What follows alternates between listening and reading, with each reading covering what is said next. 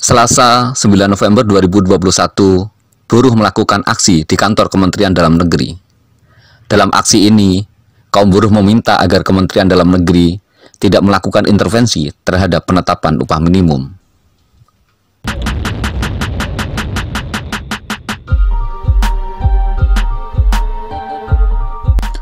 Rabu 10 November 2021 bertepatan dengan Hari Pahlawan.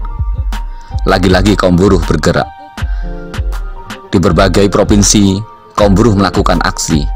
Kali ini menuntut kenaikan upah tahun 2022 sebesar 7 hingga 10%. Baru saja aksi usai ketika kaum buruh menerima kabar tentang adanya surat edaran dari Menteri Ketenagakerjaan.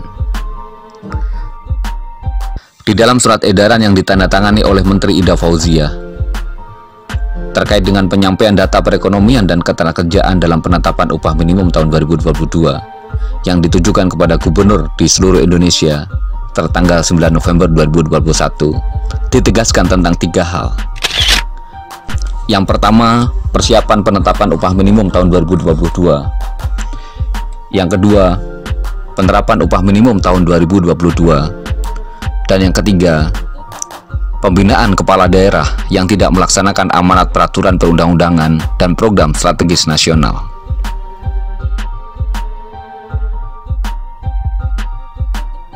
Untuk bagian pertama, terkait dengan persiapan penetapan upah minimum tahun 2022, ada beberapa hal yang disampaikan oleh Menteri Ketenagakerjaan. 1. Gubernur wajib menetapkan upah minimum provinsi paling lambat pada tanggal 21 November dan dapat menetapkan upah minimum kabupaten kota dengan syarat tertentu selambat-lambatnya pada tanggal 30 November setiap tahunnya. Kata dapat berarti bisa tidak dan bisa iya. Dengan demikian, upah minimum kabupaten kota bukanlah sesuatu yang wajib untuk ditetapkan. Kita bisa bayangkan seandainya gubernur tidak menetapkan upah minimum kabupaten kota, maka bisa dipastikan daerah-daerah yang saat ini memiliki upah minimum kabupaten kota, maka upahnya tidak akan ada kenaikan.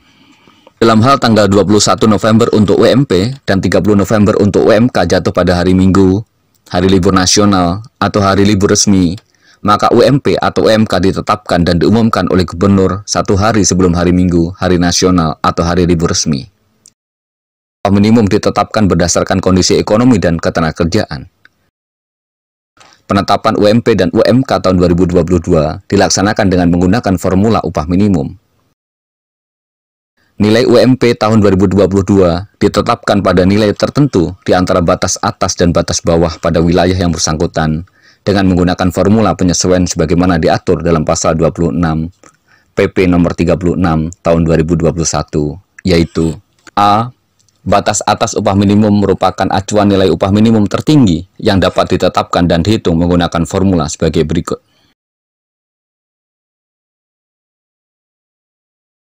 B. Batas bawah upah minimum merupakan acuan nilai upah minimum terendah yang dapat ditetapkan dan dihitung menggunakan formula sebagai berikut.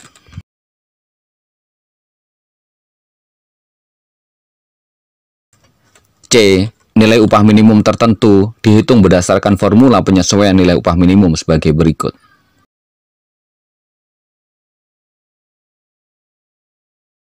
Bagi kabupaten kota yang telah memiliki UMK tahun 2021, maka penyesuaian nilai UMK tahun 2022 ditetapkan pada nilai tertentu di antara batas atas dan batas bawah pada wilayah yang bersangkutan dengan menggunakan formula penyesuaian sebagaimana telah diuraikan di atas.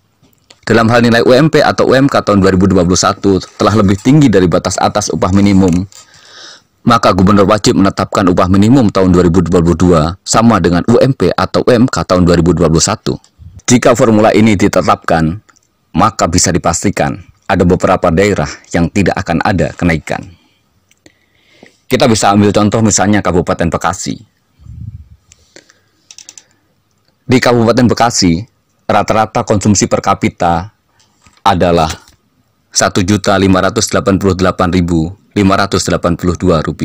Sedangkan rata-rata banyaknya ART adalah 3,51.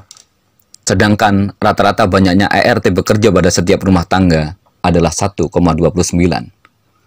Rp1.588.582. dikalikan 3,51 dibagi 1,29, maka nilainya adalah 4.322.920 rupiah.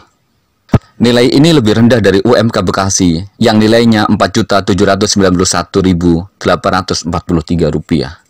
Dengan kata lain, Kabupaten Bekasi upah minimumnya sudah di atas batas atas. Kabupaten lain yang upah minimumnya sudah di atas batas atas adalah Kabupaten Tangerang. Rata-rata konsumsi per kapita Kabupaten Tangerang sebesar Rp1.371.144, sedangkan rata-rata banyaknya ERT adalah 3,83. Rata-rata banyaknya ERT bekerja pada setiap rumah tangga sebesar 1,44. Jika Rp1.371.144 dikalikan 3,83, kemudian dibagi 1,44, maka nilainya adalah Rp3.646.862. Nilai ini lebih rendah dari upah minimum Kabupaten Tangerang yang saat ini nilainya Rp4.230.792.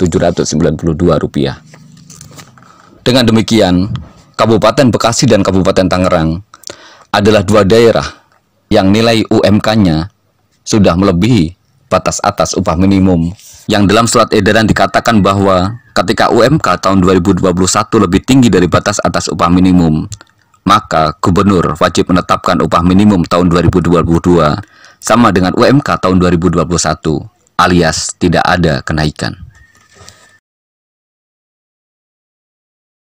1. UMP atau UMK yang telah ditetapkan oleh gubernur sebagaimana dimaksud di atas berlaku terhitung mulai tanggal 1 Januari 2022. 2. Upah minimum sektoral yang ditetapkan sebelum tanggal 2 November 2020 tetap berlaku sampai dengan surat keputusan mengenai penetapan upah minimum sektoral berakhir, atau UMP dan atau UMK di daerah tersebut ditetapkan lebih tinggi dari upah minimum sektoral. Yang ketiga, upah minimum sektoral provinsi dan atau upah minimum sektoral kabupaten kota yang telah ditetapkan setelah tanggal 2 November 2020 wajib dicabut oleh gubernur selambat-lambatnya 1 tahun sejak ditetapkan, dan gubernur tidak boleh lagi menetapkan upah minimum sektoral. Ini artinya upah minimum sektoral kabupaten kota telah dihapuskan. Upah minimum berlaku bagi pekerja buruh dengan masa kerja kurang dari 1 tahun pada perusahaan yang bersangkutan. Pengusaha wajib menyusun dan menerapkan struktur dan skala upah di perusahaan, sehingga upah bagi pekerja buruh dengan masa kerja 1 tahun atau lebih berpedoman pada struktur dan skala upah. Tapi faktanya, di banyak perusahaan tidak bersedia untuk membayar upah lebih tinggi dari upah minimum bagi pekerja yang memiliki masa kerja di atas 1 tahun.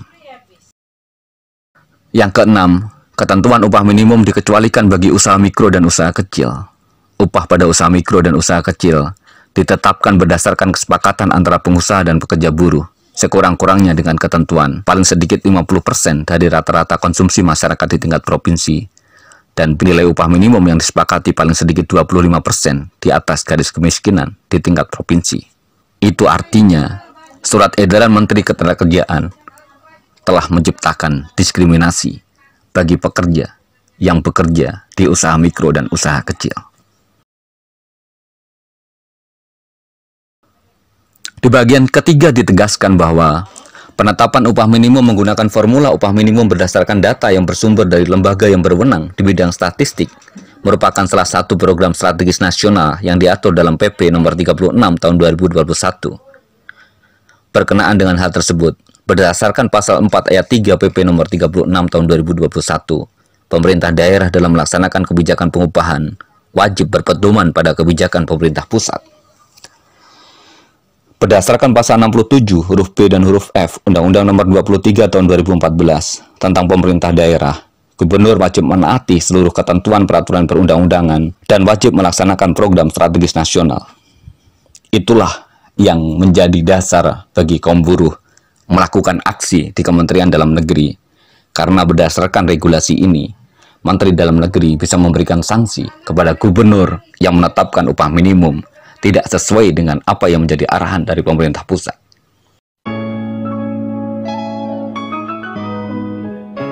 Lagi-lagi, surat edaran Menteri Ketenagakerjaan menciderai, melukai, dan mengorbankan masa depan serta kesejahteraan buruh Indonesia.